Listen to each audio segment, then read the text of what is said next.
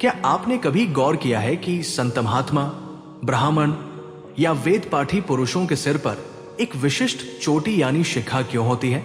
ये मात्र परंपरा नहीं, ये एक सूक्ष्म वैज्ञानिक और आध्यात्मिक प्रणाली है जो हमारे शरीर और चेतना को गहराई से प्रभावित करती है।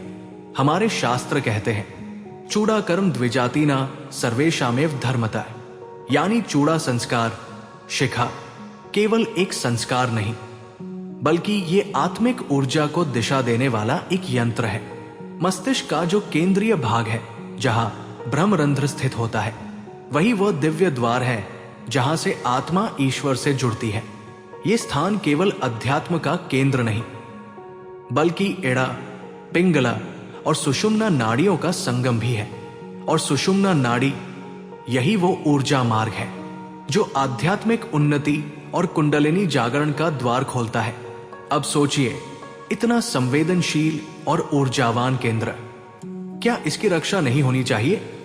यही कारण है कि शिखा इस ब्रह्मरंध्र के ठीक ऊपर रखी जाती है। ये केवल बालों का गुच्छा नहीं बल्कि हमारी चेतना का एंटेना है जो ब्रह्मांडीय ऊर्जा को आकर्षित करता है। शिखा का आकार भी यूं ही तय नहीं किया गया। शास्त्रों के अनुसार ये गोखुर, घोड़े के खुर के समान होना चाहिए, क्योंकि यही वो माप है जिसमें ऊर्जा का संतुलन सबसे उत्तम होता है। अब बात करें आयुर्वेद की। शरीर में कुल 107 मर्म, सेंसिटिव वाइटल पॉइंट्स बताए गए हैं और ब्रह्मरंध्र उनमें मर्म सम्राट है।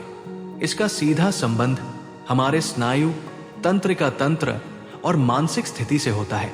इस स्थान पर केश यानी बाल रहने से न केवल ठंडी हवाओं से सुरक्षा मिलती है बल्कि ऊष्मा और ऊर्जाओं का संतुलन भी बना रहता है। और जब हम किसी धार्मिक अनुष्ठान, मंत्र जप या संध्या वंदन करते हैं, तब शिखा में गांठ बांधने की परंपरा है, क्योंकि उस समय उत्पन्न ऊर्जा अत्यधिक होती है और शिखा बंधन उस ऊर्जा को शरीर में रोककर उसे स्थिर करता है। शास्त्र कहते हैं, तिष्ठ देवी शिखा बंधे, यानी है देवी चामुंडा, तुम इस शिखा में निवास करो, क्योंकि ये विचार और ध्वनि प्रदूषण से रक्षा करती है। आज का विज्ञान इसे पिनील ग्लैंड कहता है और यही ग्रंथि इंट्यूशन, थर्ड आई और उच्चतर चेतना से जुड़ी होती है।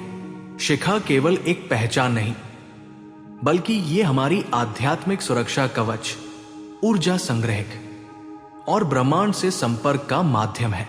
जो व्यक्ति नियमित रूप से शिखा धारण करता है, उसकी चेतना, ध्यान और ऊर्जा स्तर सामान्य व्यक्ति से कहीं अधिक ऊंचा होता है।